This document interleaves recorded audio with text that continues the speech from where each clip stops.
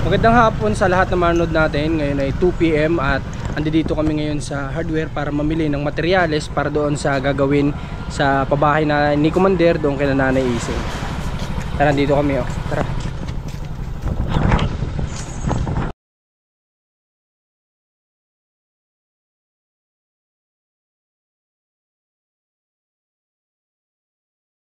Tingin tayo muna dito sa kabila ng bakal.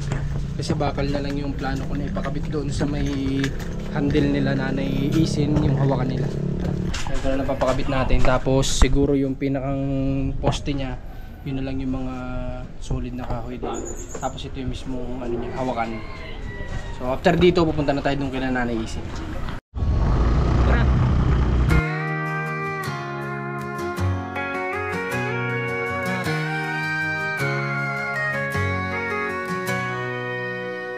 Down by the old dirt road, where the river runs so slow, small town folks with hearts of gold, just trying to make it through another day.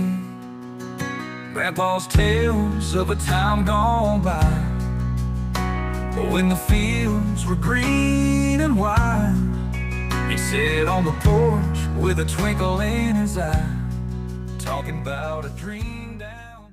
Andito na kami ngayon kina Nanay Isin matapos yung pagpunta natin sa hardware at matapos yung ilang minuto na biyahe natin. At di ba nasabi ko nga noon na ito naman ay hindi naman talaga po ito totally kalayuan. Kaya ilang minuto lang nandito na agad kami. Pero ang malayo na pupuntahan namin ngayong araw eh kina Juji at Herling, bibisita na po tayo doon. At siguro mauuna kong i-upload yun kasi marami na naghahanap. Pero ngayon, samahan nyo muna kami dito kina Tatay Dorot, kay Nanay Isin. May dala tayong munting pasalubong sa kanila dito.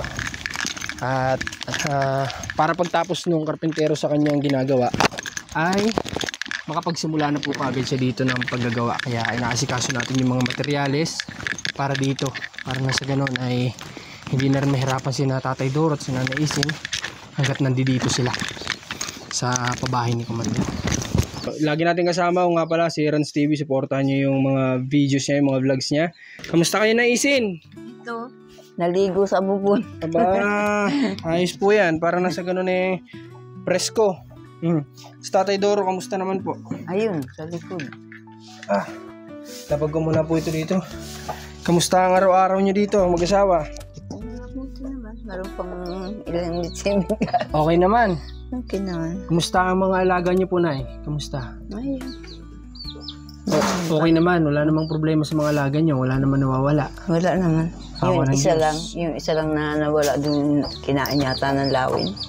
Bakit inalpasan niyo? Alpas nga yun at nag-iiklog. Ay, kaya pala nawala.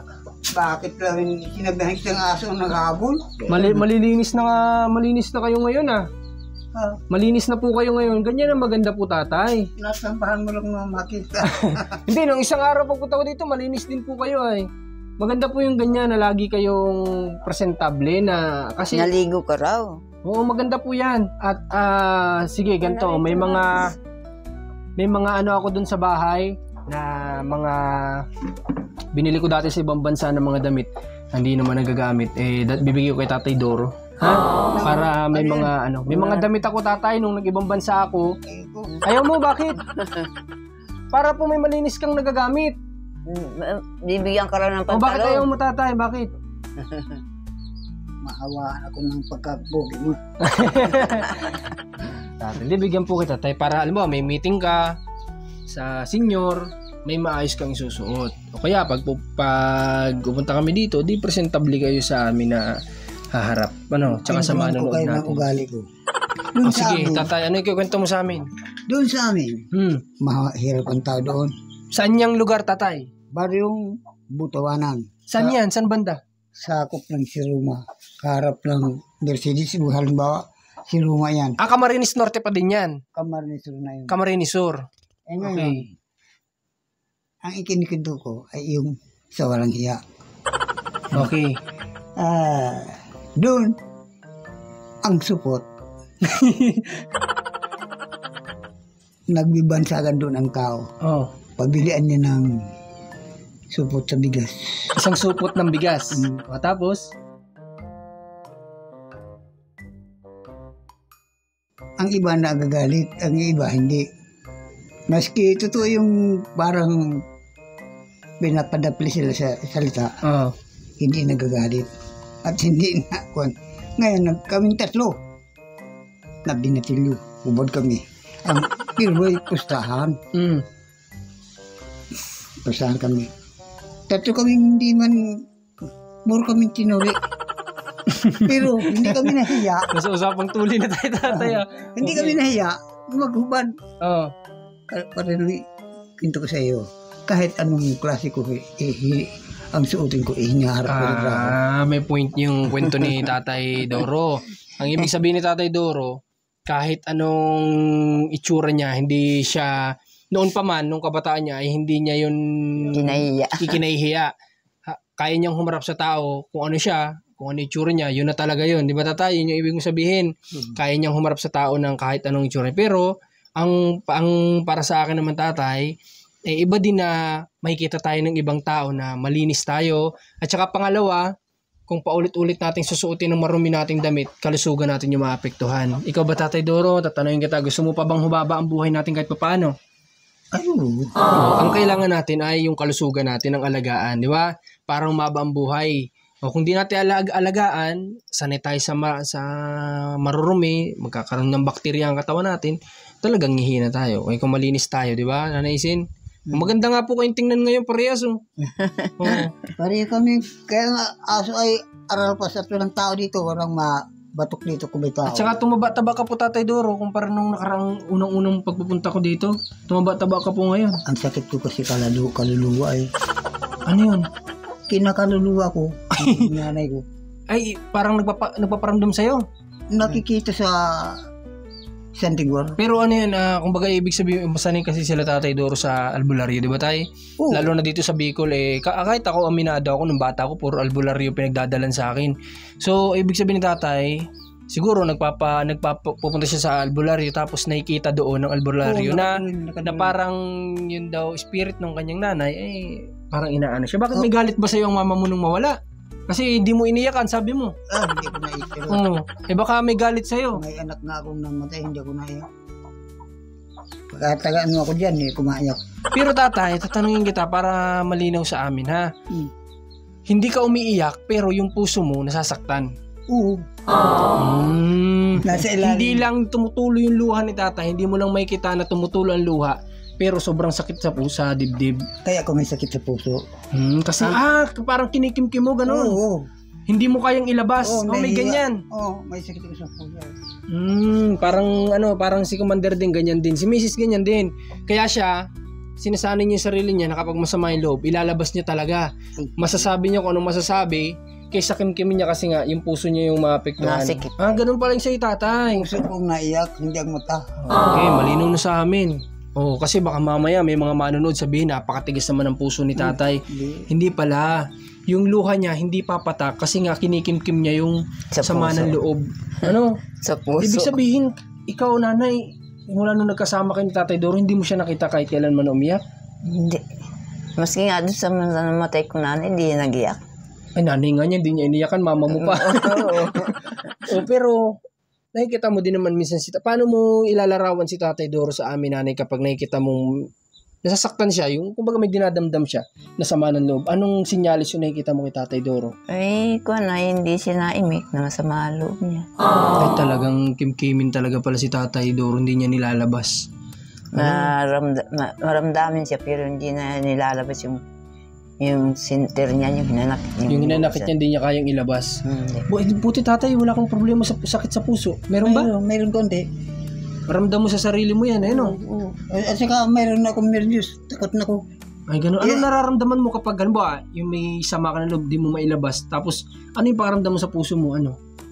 Parang naninikip? Parang hindi ako makahinga. Okay. Ganyan talaga yan. Kapag hindi mo ilabas yung sama ng loob mo, talagang. Kaya nga yung iba, di ba, kahit sa palabas sa mga pelikula, kung minsan sasabihin nung isang kaibigan, iiyak mo kasi kailangan mailabas mo yan, di ba? Kasi nga, yung puso mo naman yung mahirapan, yung tinutubuan ng nervous ang hindi naiyak. Tinutubuan ng nervous ang ganun. At saka, pag nervous ka na, may pagkatakot ka sa mga problema. Pero ikaw naman Tatay Doro, 'di ba? Sabi mo parang ikaw naman Tatay, sinabi mo sa akin naniniwala ka naman sa Diyos, 'di ba? Sabi mo sa akin. Kung minsan hindi Kapag kung minsan hindi. paano ba? Anong dahilan kapag hindi? Ang dami paanong reliyon. Malilito ka. Hindi. Sabi nga Tatay, walang relihiyon na makapagliligtas sa tao. Tayo mismo sarili natin ang magliligtas sa sarili natin. Mayroon akong Biblia, saksi ni Jehovah, Mormon. Marami talaga Tatay yan. Mayroon ako sa bahay. Kaya nga, pero bakit dahil sa dami ng Nagkarito kung alin ang totoo. Hindi mo naman kailangan Tatay. Wala sa atin makakapagpatunay kung alin ang totoo doon. Sa akin, Doro, ang totoo sa akin, yung tunay na Diyos natin. Direkta tayo doon. Hindi na natin kailangang dumaan sa kung saan-saan. Walang masamang makinig sa pag-aaral ng iba. Pero kung may matututunan tayong alam nating sa tingin nating tama, pwede nating subukan. Dati nating Diyos ay tama yun tayo. Direkta tayo doon sa taas. Dahil lang pala doon, dahil sa dami ng relihiyon, kaya minsan hindi ka naniniwala. Ibig sabihin ni Tatay hindi. Hindi siya naniniwala minsan doon sa ibang relihiyon siguro. Hindi sa Diyos. Kasi ang nagpapahayag yung relihiyon. Okay, wag na natin pag-usapan yan kasi baka mabash tayo kasi iba't ibang relihiyon, napakarami respeto sa iba't ibang religion. No? Sabi nga ng mga nakapagsabi din sa akin ay walang ibang maghihila sa kaluluwa natin kundi tayo mismo. 'Di ba? Walang ibang magliligtas. Di ba? Siyempre sarili natin. Sarili natin. Kung paano tayo nagpakabuti dito sa lupa, kung paano tayo dito naging mabuting tao sa madaling salita, yun yung pagbabasihan siguro. Hindi rin natin alam, hindi pa rin sigurado. Ang iba hindi naman natakot magawa ng masama, sige pa rin. Kaya Tatay, tayo, hindi. Kahit matanda na, sige pa rin. Pero ikaw Tatay, wala namang sumasagi sa isip mo na gumawa ka ng mali sa ngayon. Naisip sa edad mo na yan. Yung may kasalanan sa amin na pati hasaan ko. Pinagtan ng... Parang alam ko na Tatay yung tinutukoy mo. Pabayaan na yun. Yan na yun. Pabayaan mo na. Pabayaan mo na yun. Sabi ni Nanay Isin, yan, pabayaan mo na. Pagpa sa Diyos. Kung naniniwala ka sa Diyos, pagpa sa Diyos mo na lang. Ang Diyos ang nagkakon sa atin, naglalalang. Siya ang bahala. Ang Diyos ang may madilim pa. Yan ang iniisip ng mga taong hindi ko kursunada ang ugali. Ang ugali ko, hindi nila magustuhan. Pero ang dahilan, hindi man nila alam. Okay, may mga kanya-kanyang dahilan. Tatay Doro? Okay. Tatay Doro, meron ako sa tatanong. Ito naman si Nanay Ising. Kanina siya yung tinanong ko kung kapag masama ang loob mo, ano yung nararamdaman mo. Kung talagang kilala mo siya bilang asawa mo, ano naman si Nanay Ising kapag masama ang loob? Ay, nahimatay yan. May sakit sa puso yan. Siya pala yung literal na may sakit sa puso talaga. Oo, talagang, akala ko mamatay na yun sa paa. Hindi na nahinga yan. Kami lang dalawa, hindi naman ako nasabi sa kloro, hindi. Paano yung ginawa mo? Ganyan ka na? Medyo mahina-hina ka na? Oo, dati na. Binabangon ko na. Tapos itong dibdib nito, binabasa ko ng gas. Okay, tapos? Ginaganyan ko. Inuungga ko pati sikmuro, dinidianan ko na. Hinga baga. Pero anong iniisip mo ng mga oras na yun habang ginaganon mo siya na parang nag-aagaw buhay na sa tingin mo o nahimatay lang? Nahimatay lang. Ang isip ko dyan, baka pagbugbugin ng mga kamag-anak kapag nawala sa poder mo. Pero yun ang nasa isip mo. Pero anong nangyari? Nasa saulian man. Okay. Nasa saulian naman. Hindi lang 10 beses yan nangyari. Ano man yung mga dahilan na naisin bakit ka nahimatay? Bakit nahimatay ka? Ano yung mga dahilan? Gawa doon sa mga hinalakit ko sa mga pinsan ko. Mausap ako halimbawa ng makikitirik ng bahay. Hindi na nga payag ang iba. Isa lang ang pumayag. Yung nadat na ninyo na binag ninyo ako noon. Yun lang ang payag sa akin. Ang iba hindi. Isa lang ang hindi ko pa nakakausap nga. Ibig sabihin yung sasama din ng loob. Sa hinanakit ko sa kanila, yung sama ng loob ko, nahindik ang dibdib ko. Naiipon din. Naiipon ang sama ng loob ko. Pagka nahindik ang hininga ko na, nawawalan ako ng malay. May lupa sila na daling maluko. Okay. Maluko. Kaya pala yun yung mga nagiging dahilan. Hindi lang pala isang beses yung tatay nangyari? May 10 beses na pala. Ako, Dami pag na. ako, Kaya ako'y payat para ay kung ganyan. walang hininga, nainom akong langis. Yung ginagawa sa prito, nainom akong 2 labo. Bakit? Naalis yung para kung mamatay. Naalis yung panghihina ko. Dumating na ba kayo sa punto na gano'n sa edad nyo? Yung parang mag-aagaw buhay na kayo? Oo, Sino sa inyong dalawa? ang alin. Ang dumating na sa punto na gano'n na parang mag-aagaw Ay, buhay siya, na? dati na siyang ganyan, ng asawa ko.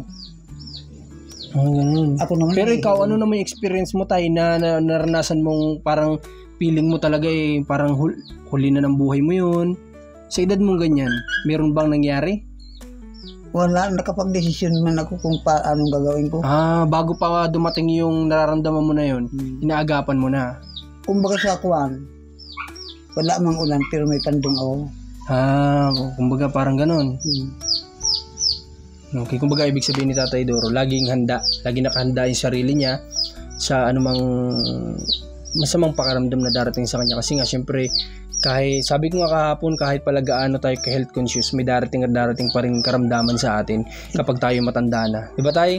Kahit gaano pa tayo ka-healthy sa mga pagkain, talagang hindi maiwasan na may sakit at sakit na darating. Hindi ako masakitin. Ito yung Sandali. pag-init ko.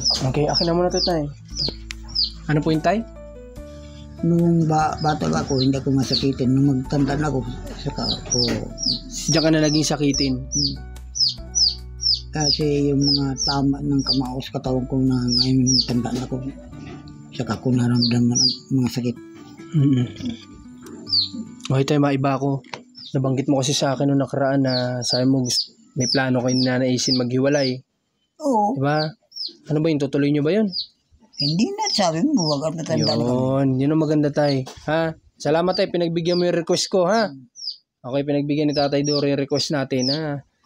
Wag na kayo maghiwalay tayo kasi maiedad na po kayo. Ay, tagal nang pinagsamahan nyo tapos dahil lang sa mga problema na yun na pinagdadaanan nyo, papasira yung relasyon nyo. Marami kasi nag-audio kay Isin ako hiwalayan. Ay, ganun. At si Isin naman doon na sa kanila tumira. Sa mga anak. Sa anak niya, ibig ko sabihin. Sa kanila mismo. Sa lugar nila.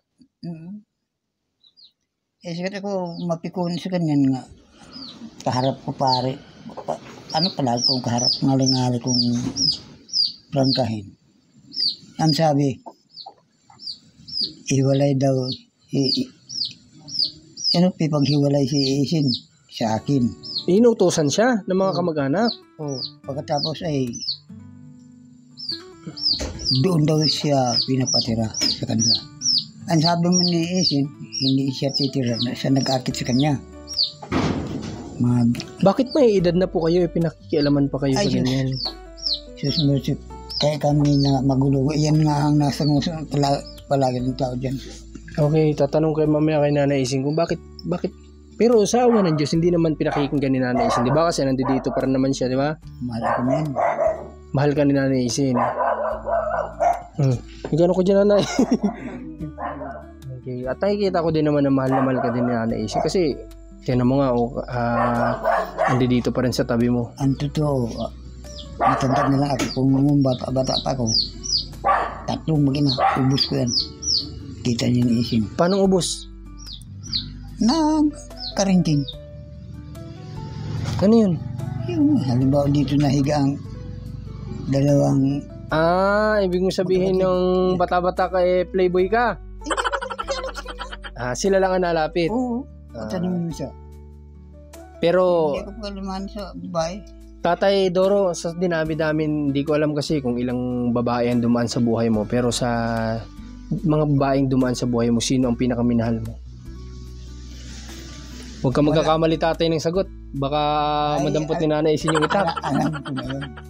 Ako, marami akong naging asawang magaganda. Ito ang pinakapangit. Yan ang Grabe ka naman kay Nanay Isin. Hindi ako magsalita. May tsura si Nanay Isin. May tsura, pero yun ang pinakapangit ng naging asawa. Ibig mo sabihin, kumbaga sa quality ng mga tsura, si Nanay yung medyo mababa. Maigi lang ang mukha niya kung ang ngipin niyan.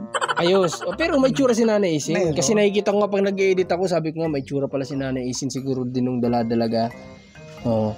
Ibig sabihin, sa dinami-dami ng babaeng dumaan sa buhay mo, sino ang pinakang ano? Hindi ibig dumaan dito talagang naging O kapisan. kaya nga, sino ang pinakang minahal mong babae? Ay siya siyang sinamahan ko. Si Nanay Isin. Oo. Kasi yung mga magaganda, hindi naman pare-pareho. Ginagago ako eh. May maganda pero hindi maganda ugali. Linalagyan ako tayo sa ulo. Oo. Okay. Pero hindi lahat ng maganda ganyan. Oo. May magaganda na ginagamit yung ganda sa mali. 'Di ba? Meron namang magaganda na pati yung pangloob maganda rin. Oo. 'Di ba? Pero si Nanay Isin, hindi man ganoon nga kay Tsura, sabi mo sa mga naging asawa mo noon, pero siya yung talagang minahal at tinagalan mo kasi nga may nakita ka din kay Nanay Isin na hindi mo nakita sa kanila, no? Talo sila lahat yan. Una-una saan? Bigyan mo kami example. Kasi pag talo sila. Sa sipag. Pero sa ganda ay walang-wala. Pero sa sipag at ugali, Wala sila. okay. Doon sila talo ni Nanay Isin, ano? Wala sila ni Sek Kuko, wala sila. Nakita na niya ang asawa ko na maganda. Nakita na niya. Pero hindi ka nagkaanak doon. Tatlo ang anak ko doon, isa ang nabuhay. Bakit? Anong nangyari sa dalawa? Namatay. Yung bunso Saan? Sa panganay. sinapupunan o nasa labas na? Labas na. Okay, Nanay Isin, narinig mo ba yung sinabi ni Tatay Doro? Ano po yun? Okay lang sa'yo yun? Okay lang. Tira-tirahan. Sabi ng matandang sinauna. Pero si Nanay Isin, may tsura si Nanay Isin. Kasi maliit yung mukha niya ay. Nakita mo na daw yung asawa niya dati? Paano mo nakita? Yung Sa litrato lang, sa personal? Nagkaharapan sila. Nagkaharapan kayo? Dahil may anak siya doon. Yung isa. Kumusta naman ang buhay ng asawa niya dati? Ay, may asawa ng iba nga. Ayos naman ang buhay. Ayos naman. Kayo nung nagkaharap kayo, kamusta? Wala. Wala namang... Hindi man sila nagkakakuha na ako ang asawa ni Kuan. Hindi. Pas na nagka-usapan na lang sila. Pinto-pinto. Nung nagkausap po kayo nung asawa ni Tatay Doro, okay naman kayo nung Okay pag-uusap? naman. Hindi pa siya alam niya na yan ang asawa ko. Hindi pati naman Anong time na nagkaharap kayo, hindi niya alam na asawa ka na niya? Pero wala na kayong relasyon nun. Meron pa nung time na yun? Wala pa. Hindi pa. Wala pa kaming connection ni Isin. Basta Ayun yung time na itinakas mo siya. Yun yun? Di ba Hindi. itinakas mo siya sa asawa niya dati na nananakit sa kanya? Hindi pa. Hindi pa yun. Hindi Bakit pa. nagkakasama kayo? Kapisan pa siya ng asawa niya. Ba't nagkakasama kayo? Kapisan pa ako ng asawa ko. Nakita ko na yun. Kasi magkaibigan kayo noon. Kasalubungan kami nun. Pero hindi pa kami niya magkasawa. Bago pa. Akala ko mag-asawa na kayo tapos Hindi nagkaharap pa. kayo ng asawa Hindi ni pa. Tatay Doro. Hindi pa. Hindi pa pala. Maganda yung asawa niya. Maganda Pero yun. yung ugali, mas maganda yung ugali na Isin. Parang buaya. Lubog pag bitaw, kakainin ka. Ay, gano'n. Kakainin ka ng buo, ano? Lagyan ka ng ipot sa... Pero si Nanay Isin, kinain ka din. Kinain ka din ni Nanay Isin ng buo. Tapos si Nanay Isin. Okay, so sige Nanay, Tatay, salamat at nakakwento namin kayo. Ngayon, medyo ito yung gusto ko sa pag pumupunta, yung masaya lang, ganyan. Kung ano yung may ibabahagi nilang kwento sa atin na may matututunan tayo. Kasi syempre, mas marami silang napagdaanan sa atin. May maganda yun, may Masaya matutunan lang tayo. rito. Kung nandito kayo, pag kami lang dalawa, walang imikan. Ayos pag Nagkain siya, nag-iwalis ako dito. Kanya kaming... Ibig sabihin, masaya kayo kapag pupunta kami. Oo. Pag kami lang, walang imikan. Kakatat si Tatay, si Tatay Doro. Tatay Doro, natatsa ka sa sinabi mo. Gusto kong umiyak. Pwede ako umiyak. Okay, Okay, so sige. Tatay, may dala pala ako sa inyo, bigas tsaka mga groceries. Pasok mo dyan. Ayun, kaya ni Nanay Isin ipasok yan. Malakas si Nanay Isin. Nung bata pa ako, wala yung sinabi. Sa lakas, siyempre lalaki ka, Tatay. Mas malakas ka, siyempre lalaki ka. Pero ngayon, mas malakas siya sa'yo. Oh. Noong marahil ay bata ka pa. Ang isang sakong bigas noon, 60 kilos. 60 kilos, hindi 50. Hindi. Magkano ang 60 kilos noong mga panahon ninyo na alam mo? Aywan ko lang noon. Pero ang isang kilo, magkano? 2? Por ganta ang usapan noon, hindi kilo. Ano yun? Ha? Lichihan? Oo, hindi. Tinatakal? Ganta. Sa English, yung 1 kilo dito, isang ganta. Okay, hindi ang tawag ay kilo. Ano? Yung katumbas ng 1 kilo. Isang sopa. Yung may takal na mayroong kadradong ganyan, isang saba yun. Ang sinasabi niya. Okay. Hindi kasi namin inabot yun, no? Pero inabot ko no na 12 lang ang kilo ng bigas. Yan, 12, 10, inabot ko yun. No, mga 1994. Inabot ko. Pero di ko pa alam yun. Pero nung nagkaisip ako, inabot ko pa din. No, mga 1994, para mga 12, 15 lang yung bigas, ano? Yung 1 kilo. Ultim mo nga ng beer na. Ang NFA nun, nakakain pa talaga ng maayos. Masarap pa ang NFA nun sa panahon nun. 10 piso, 1 kilo.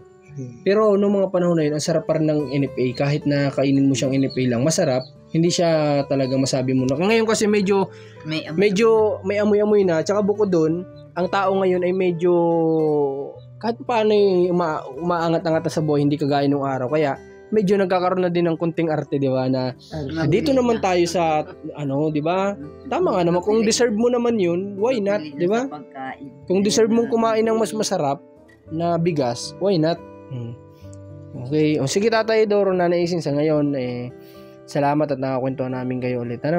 Yung nag-asikaso na pala ako ng mga materialis kanina, ha? Para pagpunta ni Kuya Andito, gagawa na lang siya, ha? Tapos yung kontador ninyo, nag-ano na si Commander ng online, ha?